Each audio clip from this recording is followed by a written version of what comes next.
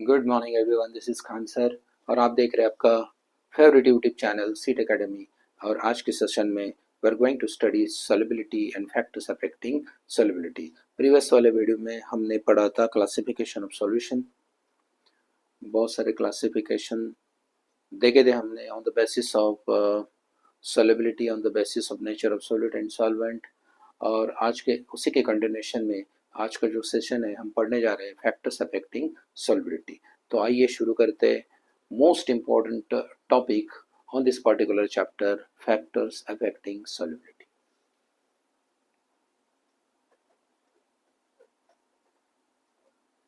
Factors affecting solubility. Factors affecting solubility. इससे पहले हम एक बार इसको रिवाइज कर लेते हैं कि सॉल्युबिलिटी होता क्या है। ठीक है, बहुत सारे बच्चों को समझ में आता ही नहीं, बहुत बार पढ़ाने के बाद भी सॉल्युबिलिटी का मतलब क्या होता है। सॉल्युबिलिटी का मतलब ये है कि एक पर्टिकुलर सॉल्यूशन है मेरे पास, एक पर्टिकुलर सॉल्यूशन है, इसके अंदर होता है सॉल्यूट प्लस सॉल्वेंट। ठीक है, सो ये वाला जो सॉल्यूशन है इसका अपना एक कैपेसिटी होगा कि ये कितना सोल्यूट को डिसॉल्व कर पा रहा है। समझ रहे नहीं समझ रहे? The solution, the capacity of solution in which maximum amount of solute can be dissolve, तो इसका सॉल्युबिलिटी हायर होगा।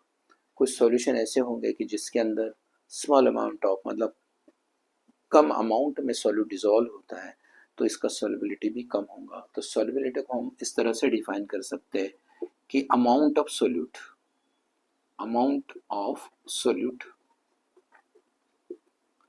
dissolved in 1 litre solution, 1 litre solution. और जो सोल्यूट की अमाउंट होती है it can be measured in mole, that is mole, इसको हम एन से रिप्रेजेंट करेंगे, divided by volume in litre. ठीक है, volume of solution in litre. So solubility is nothing but the molarity और solubility both are similar। तो ये था solubility का डेफिनेशन, जैसे कि कितना अमाउंट ऑफ सोल्यूट आप डिसॉल्व कर पा रहे हो एक पर्टिकुलर सॉल्यूशन में, तो इसका सॉल्युबिलिटी हायर होगा। फॉर एग्जांपल मैं एग्जांपल देता हूँ, जैसे कि मेरे पास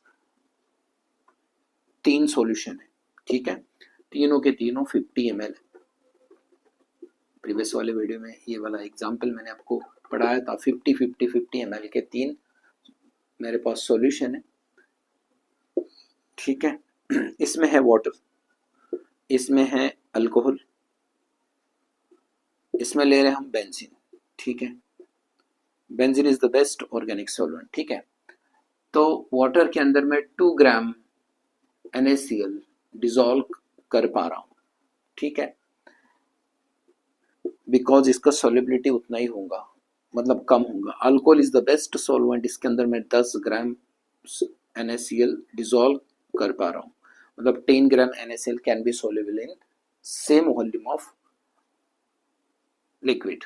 ठीक है, बेंजीन के अंदर मैं 20 ग्राम NaCl डिसॉल्व कर पा रहा हूँ। So amount of solute increases from solution number 1 to solution number 3. So as the amount of solute increases in the solution, the solubility increases. So solubility is nothing but the amount of solute dissolved in particular 1 liter of solution. ठीक है, 1 litre मैं यहाँ पे ml पे ले रहा हूँ, example था, बट 1 लीटर के अंदर तो हम मोलैरिटी को भी डिफाइन कर सकते हैं with the same formula n upon litre, mole upon litre. Clear है? तो ये था आपका solubility का डेफिनेशन। ठीक है ना, solubility, and solubility is represented by S। Clear है? तो ये था solubility का डेफिनेशन। अब देखते हैं इसके फैक्टर्स। solubility कौन से फैक्टर के ऊपर डिपेंड होगा। ठीक है, आइए पढ़ते हैं इसको अच्छे से।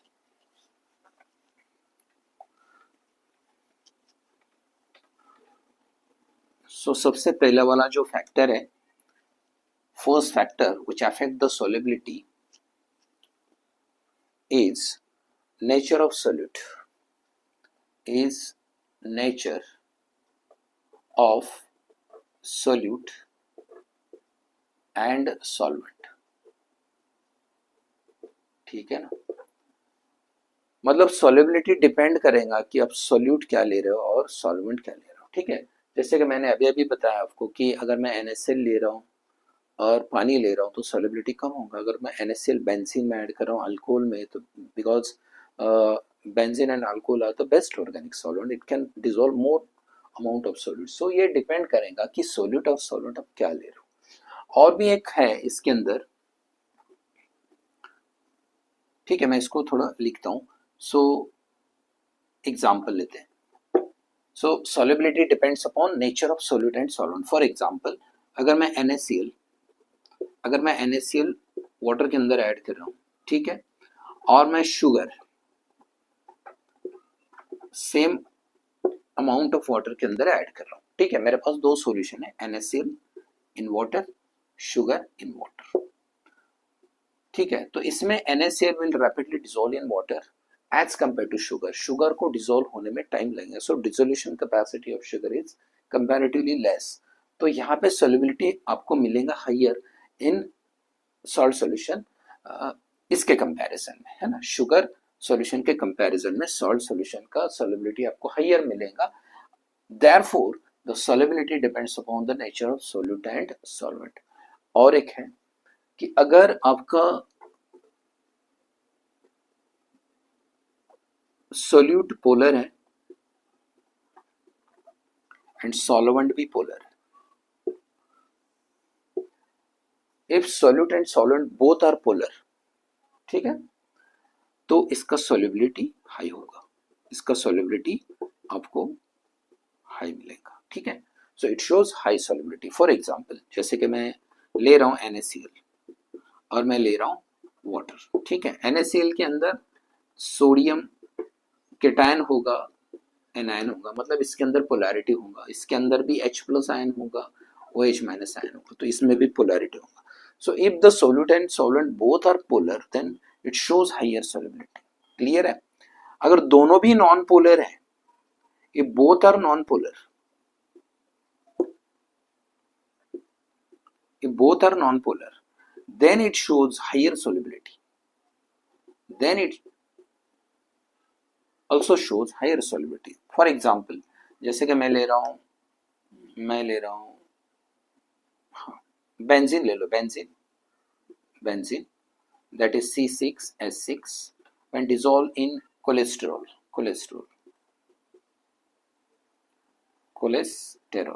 ठीक है, cholesterol.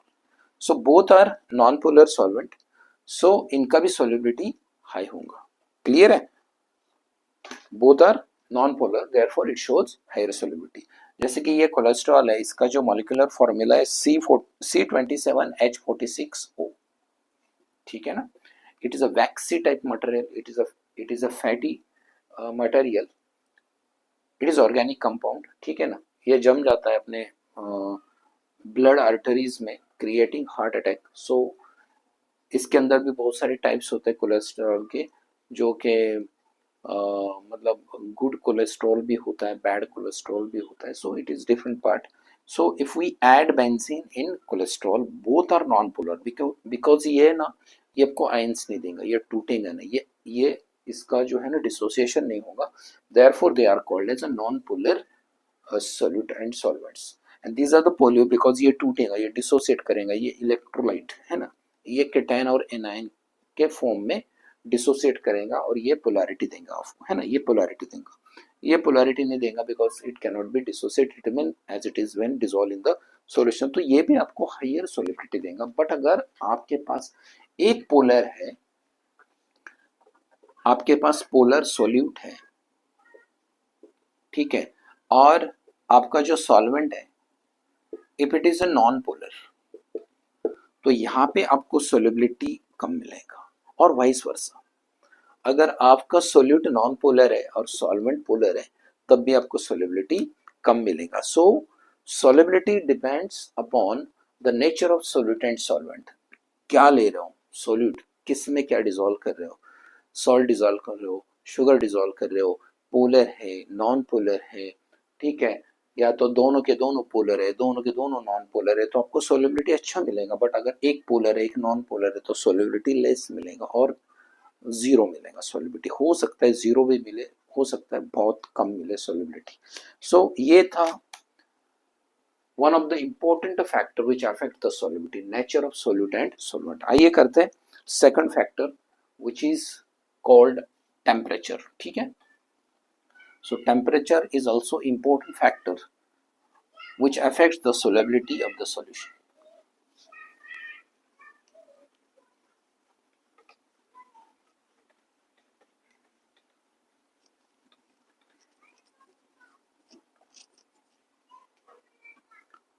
So temperature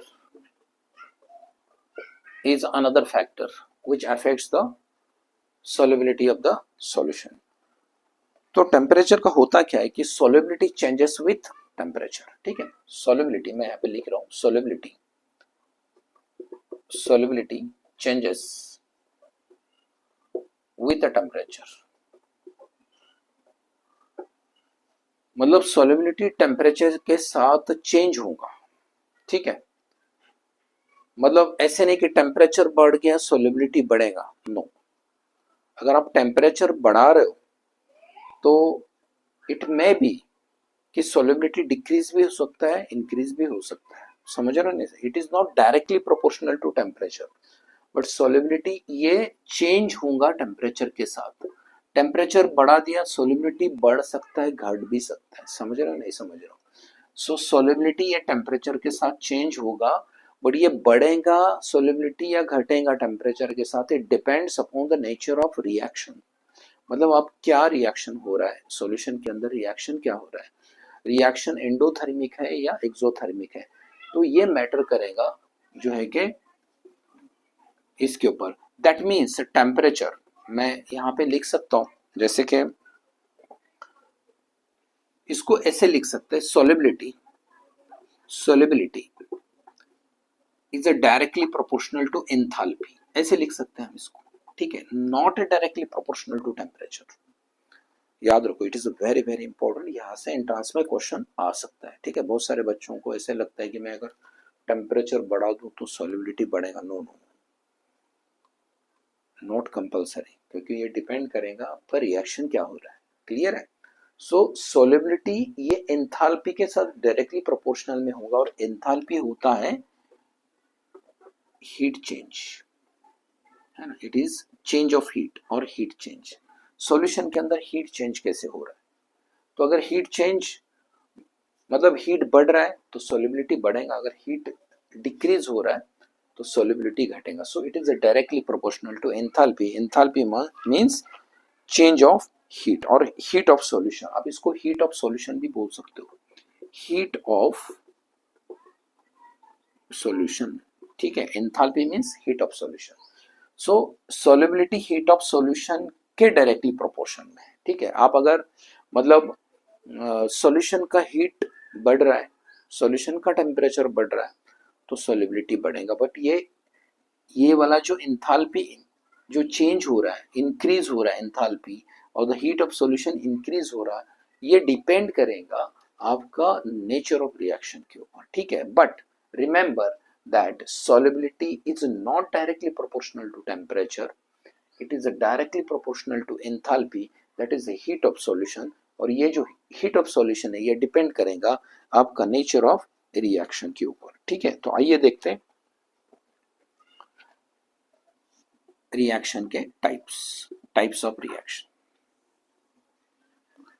so as we know there are two types of reaction, chemical reaction. एक होगा आपका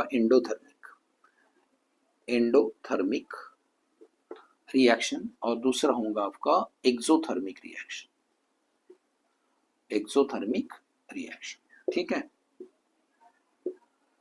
तो एज वी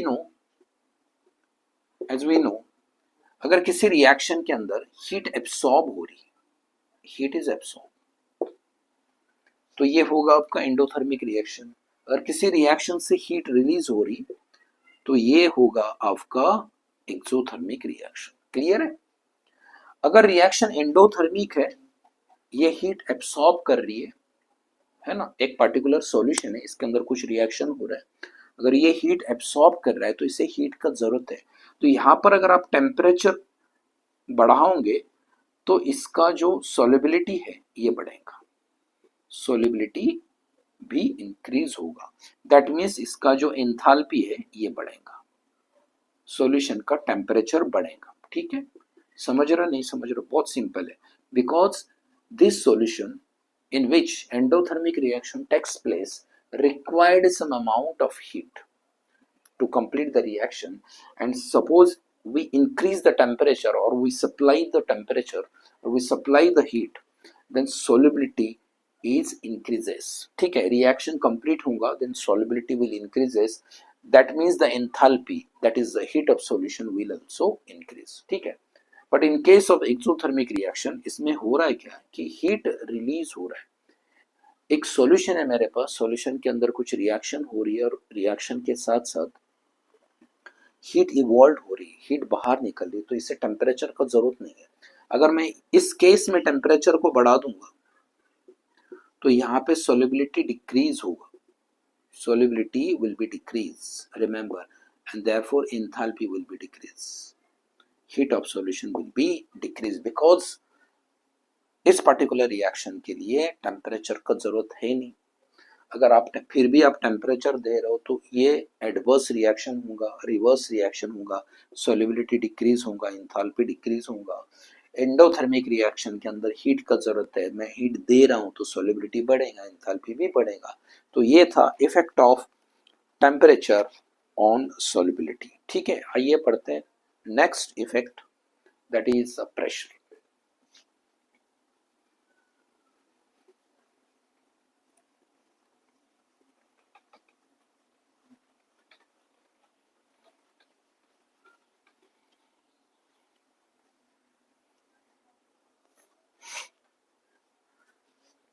ठीक है, देख लो यहाँ पे pressure, third factor which affects the solubility is the pressure. अब प्रेशर होता क्या है, सबसे पहले हम प्रेशर की बात करते हैं। प्रेशर जो होता है, जो कि हम सॉलिड और लिक्विड के सॉल्युबिलिटी को ये अफेक्ट नहीं करेगा। Pressure doesn't affect the solubility of solid and liquid. Clear है, मतलब मैं ऐसे लिख सकता हूं, solubility of solid and liquid, solubility of solid and liquid does not affect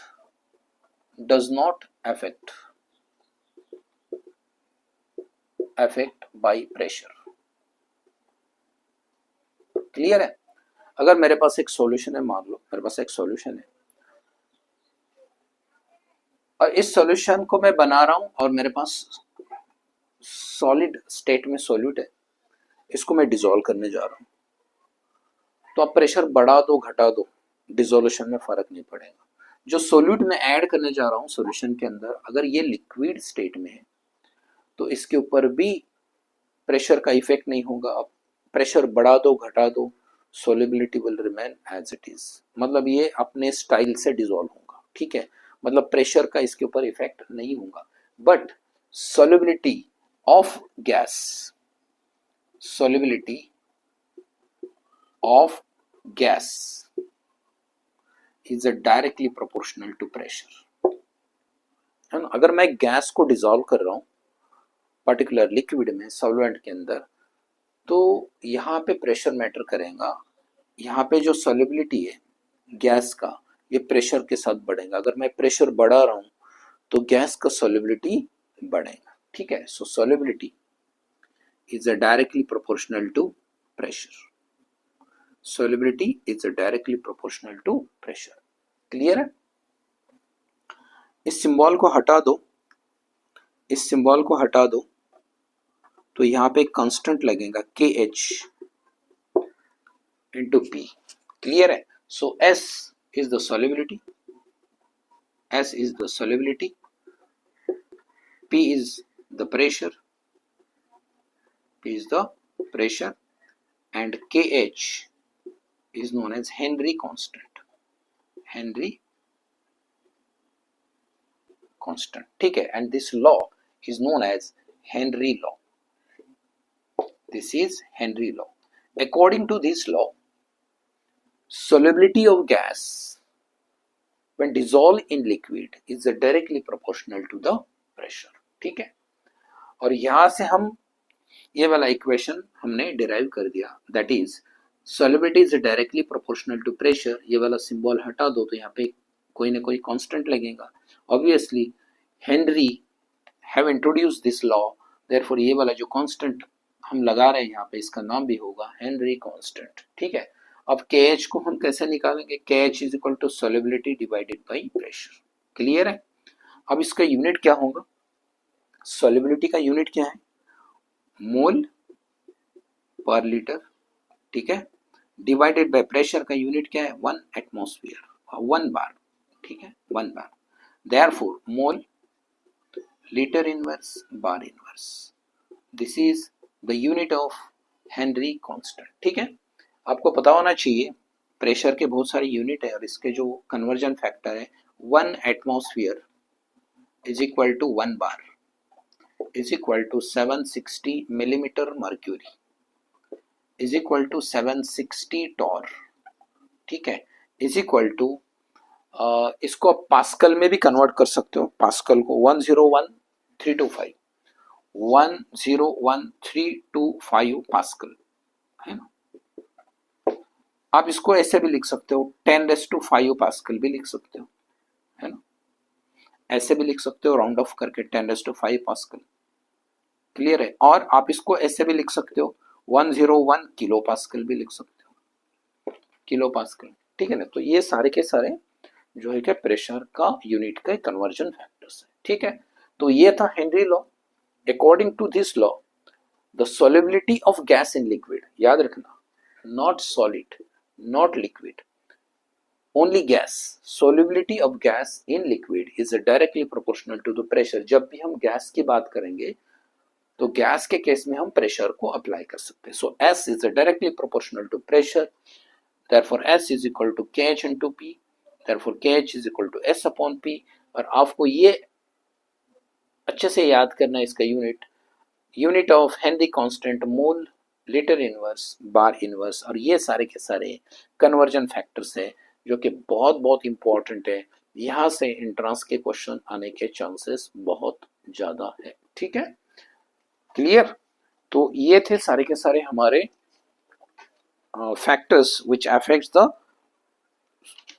solubility. ठीक है, अब मेरे पास we have some solution which does not obey the Henry law.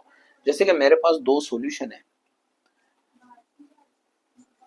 we have ammonia solution and we have CO2 solution which does not obey the Henry law. मतलब ये Henry law को ओबे नहीं करेंगे. तो यहां से भी क्वेश्चन आने के चांसेस हैं, तो इसको भी आप नोट कर लेना. So we have ammonia solution that is NH3 in water और मेरे पास एक CO2 in. ठीक है, ये दो सॉल्यूशन है. क्लियर है? सो ये दोनों के दोनों सॉल्यूशन है ना, इट डज नॉट ओबे